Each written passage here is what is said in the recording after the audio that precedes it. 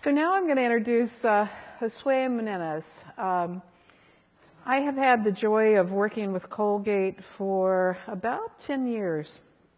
And when I wrote the book Bricks Matter, and I had asked the supply chain pioneers which supply chains they most admired, I overwhelmingly got Procter & Gamble. And so I wrote a very endorsing first chapter around Procter & Gamble, and Mark Vollraff called me and he says, you know, I don't think you've given enough attention to Colgate. And so I started looking at the numbers more closely and also starting to work with the Colgate team. And, you know, in the research that we've done of the publicly held companies, we found no company that's been able to sustain the number of consecutive quarters of improvement in operating margin or the high levels of return on invested capital that Colgate has been able to really bring to the market. It's a tremendous story. And when I go to work with the Colgate team, one of the things that really I just feel enwrapped with is the culture. A very strong human resources team that matches with what Josué's organization's doing, and also a very strong finance team. And one of the reasons why I think they've done such a great job on some of the work that they've done on operating margin is the design of the supply chain finance team and the use of data in their discussions, but also a very consensus-based culture that really drives discussions. So I'm hoping you don't let Josué off the stage without a lot of questions about his culture and really get at what is the secret to be able to drive 42 consecutive quarters of improvement in operating margin. Welcome, Josué, to the stage. Thank you. Thank you. Okay, good afternoon. I'll try to take you through what I believe are probably our two main drivers of why our profitability continues to grow and why we are successful. But before, who is Colgate? We have been around for more than 200 years. We're 17 billion plus in sales, 35,000 people around the world. We operate in 80 countries, but we sell our products in 225. And we're centered around 4 core categories: oral care, personal care, home care, and pet nutrition.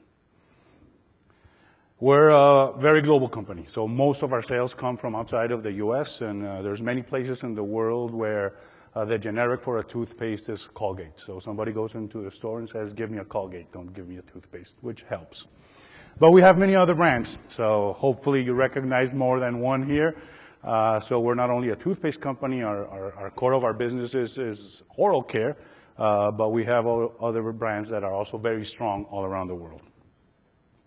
2013, we continued to deliver results, and the street recognizes them. Our organic growth was 6.5, even with the slowdown in the economy. Our gross profit margin, 50 basis points up, continues to improve, as Laura says, and our return on capital is greater than 30%, which is way above our peer group that is traded publicly. And a share of Colgate in 10 years would have returned 149%, way above our peer group and way above S&P. And the whole organization is focused on making sure we continue to deliver these results to our shareholders and our stakeholders. And strong performance is driven by a very disciplined global strategy. A strategy that defines how we connect our brands to our consumers. It all starts there, or partners. Maybe we're going to have to change this slide. Develop customer partnerships. We reach our consumers through our customers, retailers, indirect retailers, wholesalers, distributors all over the world. Increasing our organizational capabilities and speed. How can we do things faster and better on an ongoing basis? Continuous improvement. And developing people. Making sure that we have the leaders that we need to continue to drive the results that we have been accustomed to show.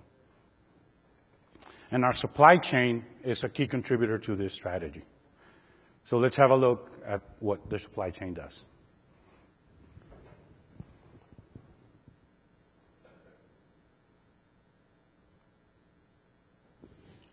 Should get a video here.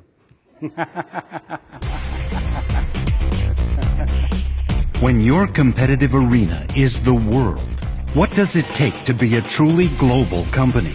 To manage the challenge of growing complexity, to manufacture and distribute quality products to customers with reliable, cost-effective service in this real-time world in which we do business. It takes a world-class global supply chain, and Colgate Palmolive has one of the best. Colgate's global supply chain has covered 6 continents for nearly a century and brings Colgate products to customers in 225 countries. For more than 200 years, our history is one of innovation and leading global brands. Today, that tradition continues as our global supply chain functions as one integrated global organization, end to end, to make sure that Colgate products are always on the shelf, wherever it may be. Colgate's global supply chain is a leader in the customer collaboration process, working as a team with our customer development organization and with our customers. Together, we build value across our joint supply chain by optimizing product flow, responding in a timely manner to changing customer needs, and identifying growth opportunities. At its core is manufacturing excellence. Colgate plants are positioned at key strategic locations throughout the developed and developing world. Our synchronized demand and supply state-of-the-art technology and processes make sure that we produce the right amount of product to the same precise standards, with SAP software to simulate, manage, and measure progress every step of the way. Colgate has also harnessed the power of new analytics to bring even greater efficiency into every phase of meeting customer needs. Demand and supply planning are now more accurate, producing just the right amount of product in the right sizes and getting it to the shelf from the largest store to the smallest to the rapidly expanding virtual shopping place. Colgate's global supply chain is a perpetual and sustainable resource, one in which Colgate continues to make substantial capital investments, resulting in the industry's highest return on assets measurement. Our supply chain is also a key driver of Colgate's internal Funding the Growth initiative, a program that has achieved over $3 billion in savings to be reinvested back into the business. Quality, safety, and environmental impact are key factors in the design of every function and facility in Colgate's supply chain. Since 2005, water use in manufacturing has been reduced over 30%, CO2 emissions by 14%, and energy use by 15%. But in the end, the one essential element to our continued success is the dedicated team of Colgate supply chain professionals. They are our most valued asset. They are the ones who deliver the right product at the right time, in the right place, end to end, in the most cost-effective way, in this ever-changing global arena.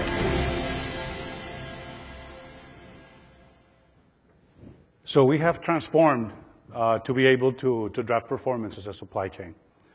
And we became global, and that has been a journey, starting many years ago, 1994, when every country had a plant, every general manager managed a plant, until where we are today, where we have a global supply chain, category-driven, aligned, customer service organization that is totally global, driving standard global processes, standard systems, standard people development.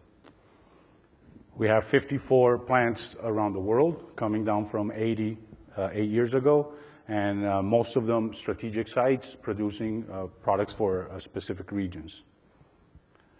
And we also transformed how we engage with our commercial teams, which I believe has been a key element to drive continuous profitability.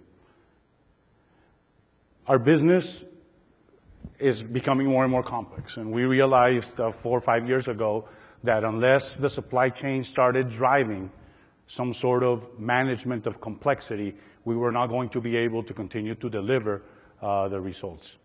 Product life cycles are shortening. Our customers expect differentiation and customization, competition, the level of promotion that we see across all our categories are going up every single day.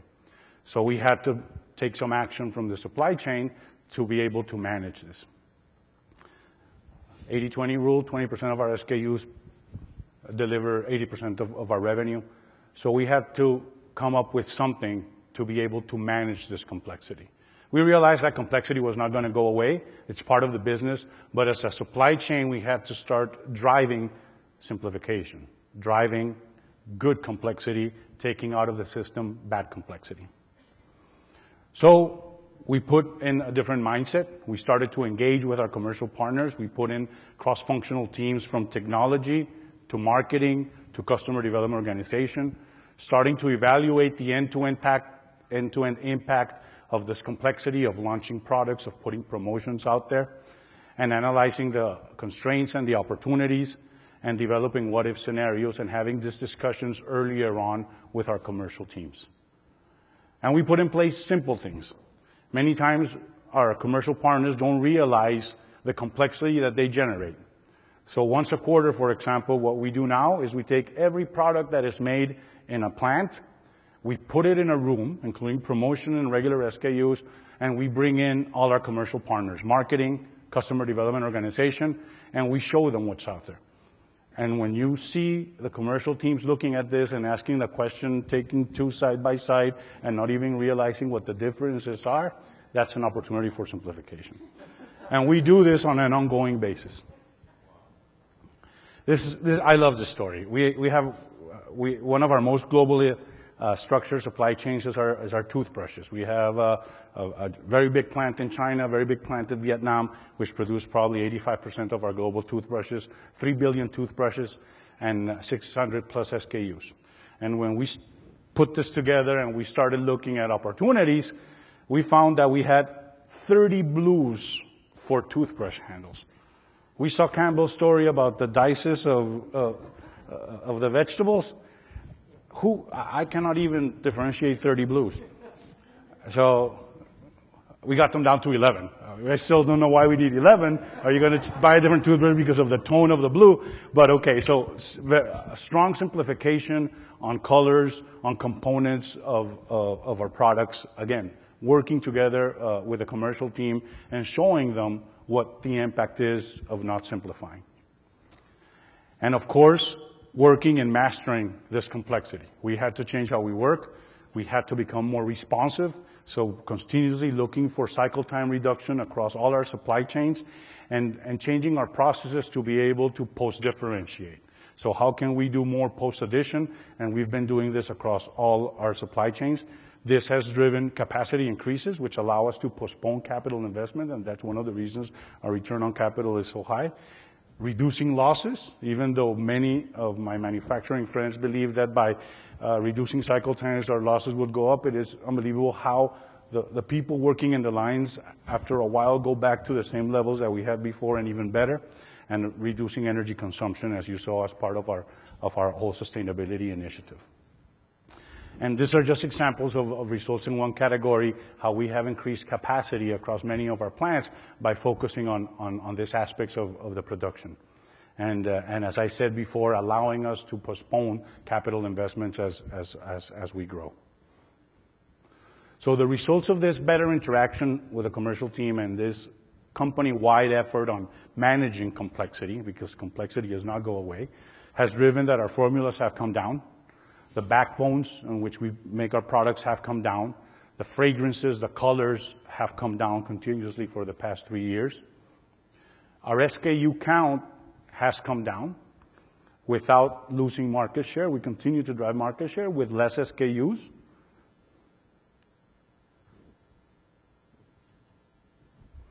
And a key indicator that we use across the whole organization, which is sales per SKU. What is the speed of each SKU? In the end, our objective is not to reduce SKUs for the sake of reducing SKUs. What we measure is the velocity of the SKUs and making sure that each SKU that we add adds to the velocity of our portfolio. And for the past 3 years, we've been increasing that velocity, and that drives profitability. But designing for profitability is not enough.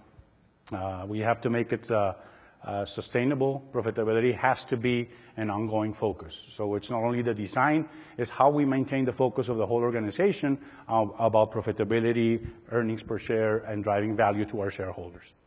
And it is a cultural mindset.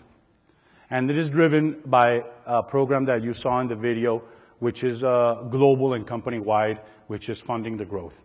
And the Funding the Growth program basically looks for opportunity savings across the whole organization. And it's cultural because you can go to an operator in a line, to a forklift operator in a warehouse, and they will know what Funding the Growth is. And they will understand what the objective is. And Funding the Growth is just a program to systematically look and identify saving opportunities and be able to track them and be able to follow up on them across every line of the P&L and contributing to delivering our targeted EPS and our profits. And what are the key elements of this program that it's embedded today in our culture? It is a standard global process, and we have it, everybody understands how it works. All functions participate, so it started in the supply chain, but it became a company-wide initiative. So we are looking for Funding the Growth opportunities across our sales organization, our marketing organization, our human resources organization, so the whole company is looking for opportunities. The responsibility lies in functions and subsidiaries, in the operating units and the subsidiaries, and everybody runs the program. The results are tied to performance, and there's performance objectives, and objectives are set and cascaded across all the organization, and of course there's rewards and recognitions for achieving this. We have hundreds of projects, and what we tell everybody is that there's no small project. It can be a saving of $1,000, it can be a saving of 100, of millions, but those programs we catalog, we track, we have a database, and we follow up and we make sure that they're implemented on an ongoing basis. And on average, the program delivers 3 to 4% to sales savings since 2002. So that is also a key element of why we continue to deliver profitable results. And what are the keys to success? Strong leadership and ownership. We've heard it many times. I think that leadership is what drives the results. It is total company. It is a consistent approach, so it is global and it is managed in the same way everywhere. End-to-end, with the supply chain looking also at the end-to-end interactions. Discipline, and that is something that is very important. We are a very financially disciplined company, and as Laura mentioned, our decisions are very, very fact-based and very financially driven. If the numbers don't make sense, there's no emotion, the decision will be made with facts. And visibility and communication. We make sure that everybody understands and sees the results, and of course the recognition that comes from these results. So driving profitability is cultural in Colgate, and it's from design to execution. It is across the board. It happens in every location, in every country where we operate, in every customer development team, in every plant, in every warehouse, and that is what has contributed to our ongoing results, which the street recognizes. Thank you.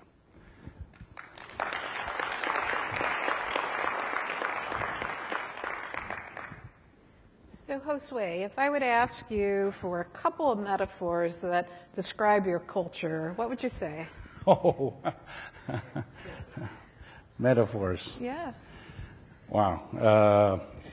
More than a metaphor, I think that our culture is a culture that embraces change. We change consistently, and we understand that. So everybody across the organization understands that. Fact-driven, as I said before, I think it's an organization in which the financials and the numbers around the financials drive decisions. And people sit around the table, and the numbers will come up, and the truth will come from the numbers. Fact-based. Questions for Josué? Yes, Roddy? Can we bring Roddy a microphone? I'm sorry, Roddy. It just it'll stream better if you don't mind.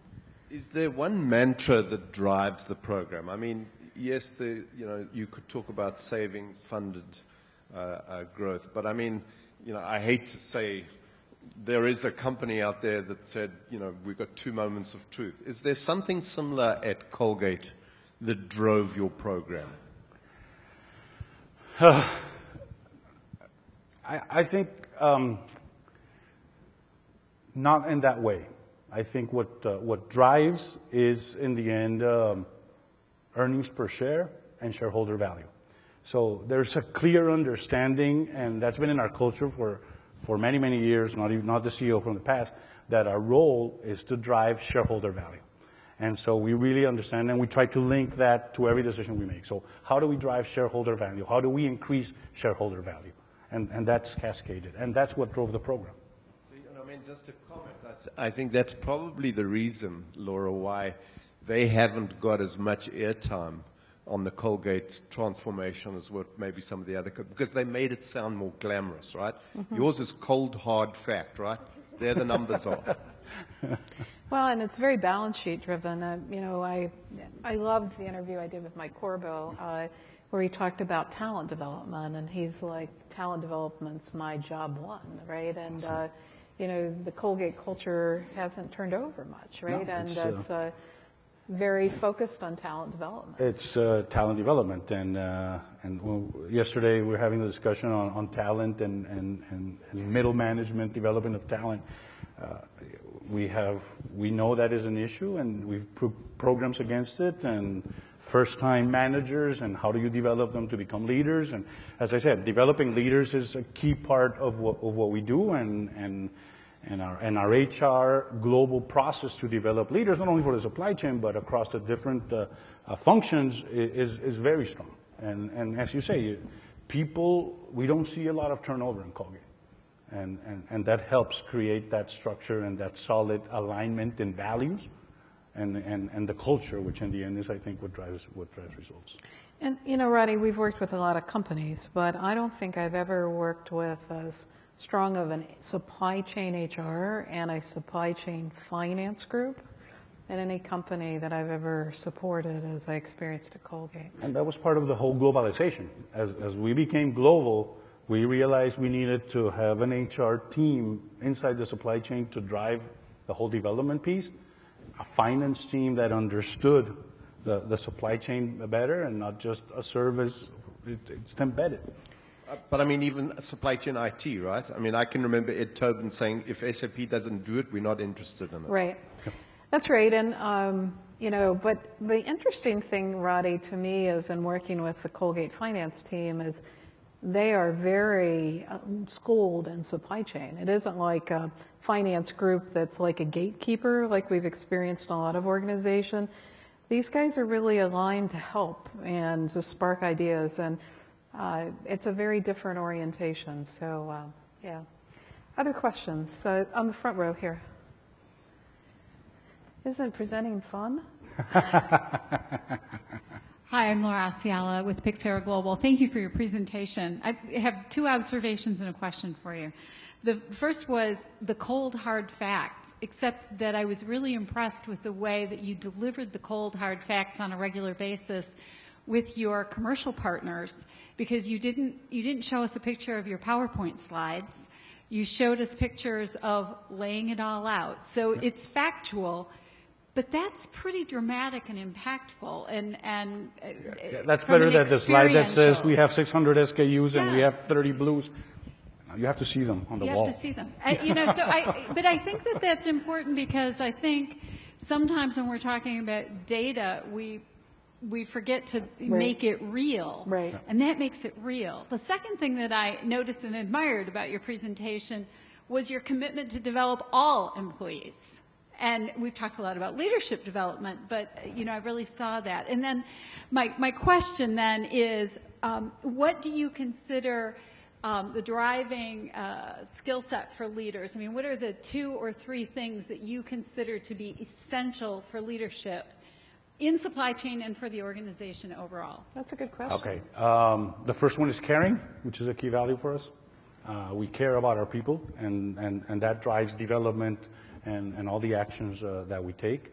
And the next one for me is empathy, and our leaders being able to put themselves in the shoes of everybody else, understand where they come from, and what their perception is, to make sure that we make decisions understanding the implications not only for our function, our role, but to the rest of the organization. So those two are key.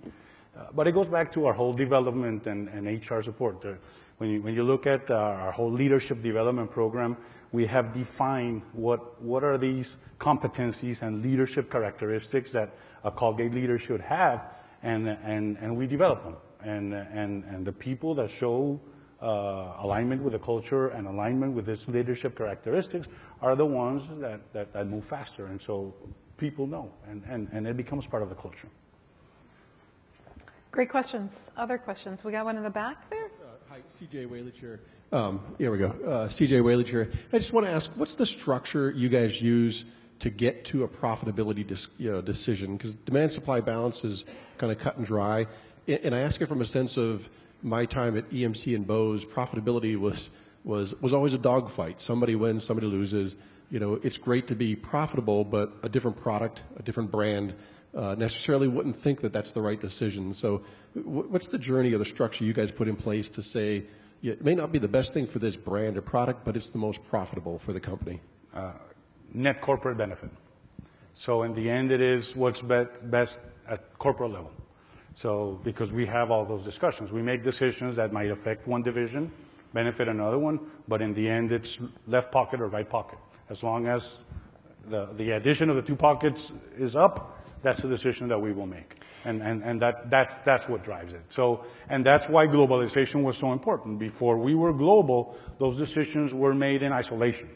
So everybody took the best decision for their own little piece of the supply chain or their own little piece of the process. And now, by being global and by having a better understanding of the end-to-end, I'm not saying we're there, or we still have a ways to go, but now we understand the interrelations and better the balance without having full balance, as Laura clearly knows. But because we're still very focused on profitability and forget a little bit about other aspects. But I think that's it. In the end, it's net corporate benefit, and that decision will be made independently if one area suffers and the other one makes a better number, but total is what counts. But Josué, you know, to CJ's question, one of the things I find about your group is a better level of business acumen about what is that, and better level of alignments. And have you trained people? I mean, how have you achieved that? Because, I mean, they'll talk the balance sheet very readily with an understanding of the numbers to a higher degree than I've seen in other organizations. Everybody has to go through financial training, and so we call it Money Matters, and that's basic, and it takes you through balance sheet, P&L, an understanding of what drives it, fixed costs, margin, and how we drive earnings per share and what are the drivers, and everybody goes through that. It's a basic course that you take, finance, supply chain. So we have a very strong curriculum that is not only focused on the function, but that forces people to look at other areas of the company so it gets a better balance. Because I've never worked with an organization that so readily can tell me what decisions impact ROIC. I mean, it's incredible, the understanding of that in the organization. Other questions for Josué? Josué, I got one for you. So you've been a very good steward. You've sat there. What do you take away from this conference? This is a journey, and we have a ways to go, and even ourselves and where we are today, the possibilities out there are enormous, and we just have to make sure that as we do our short and medium plans, we understand what's out there, so that we make sure we optimize for that future with robots, with crowdsourcing, with 3D printing, and all those changes that are coming. We have to make sure that our capital investment and how we structure our supply chain will be ready to embrace that moving forward. Well, thanks for your presentation. Thank you. Thanks for being here.